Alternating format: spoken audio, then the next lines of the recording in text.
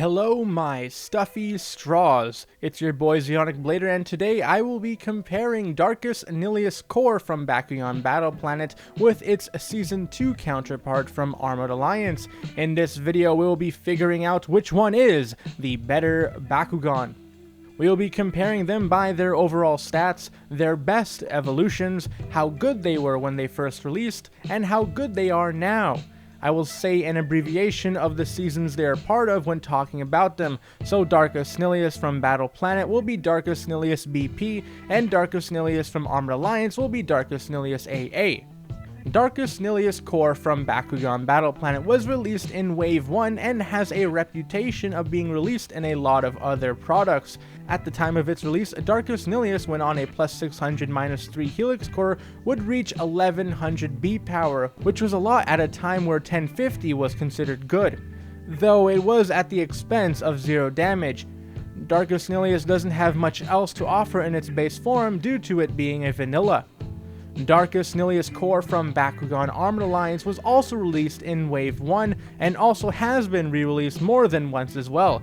Now it may not be a vanilla because Armored Alliance sticks some of those true character cards in the packs to make you pull for them, but when we get to its evolution you'll see it doesn't really matter. But before that, Darkus Nillious AA is not able to reach the same base B power as its predecessor due to its highest B power boosting core being the plus 400 shield core, making it hit 800 B power, which is bad. However, it does have 5 damage, and with a plus 6 Fire Fist it can reach 11 damage, which is solid for a highest damage wins play. Darkus Nillious BP was one of the few Bakugan in Battle Planet to actually get 3 different evolutions: a Diamond, Hyper, and Titan evolution. Its Diamond evolution is a generic expensive vanilla not worth a sneeze. Its Hyper form is a 3 cost that has a stat line of 803 or 1400 after landing on the 600 minus 3 Helix core. 1400 B power at the time of its release was solid, nothing too crazy but still able to get a win. And when it wins is when things start to get interesting. Hyper Nilius has a Victor ability where if you win the brawl you may discard a card for 2 damage for any number of times, meaning you can make up for that 0 damage you ended up getting so that you could get the highest B power boost from the Helix core. This playstyle was solid for decks with a lot of cards that get effects when being discarded.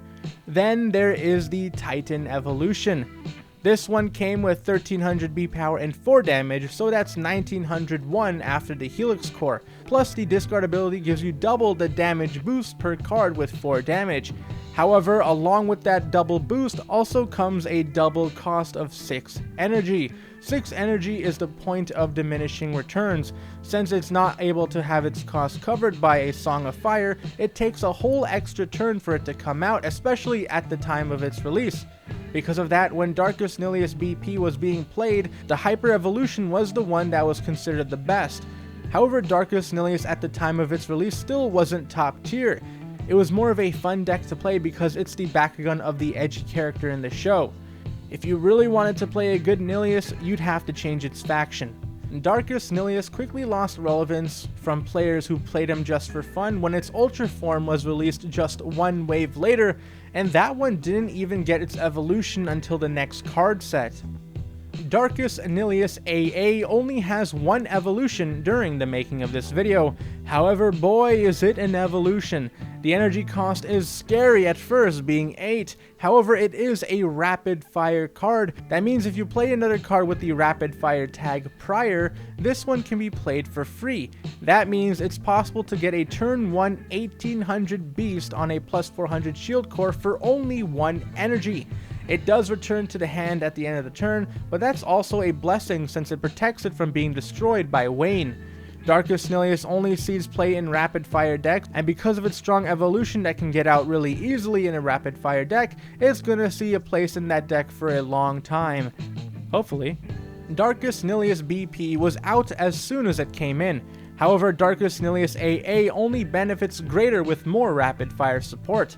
Unless they just release a Darkus Bakugan out of nowhere to just completely outclass it, even when it's in its Maximus form. I mean, these days you never really know, huh? But anyways, because of that, Darkus Nillious AA is better than Darkus Nillious BP. But anyways, do you agree with my choice? Let me know in the comments section below. Also hit that like button, or don't, I'm not the boss of you, but be sure to subscribe and hit that notification bell so you get updated whenever I upload. See ya!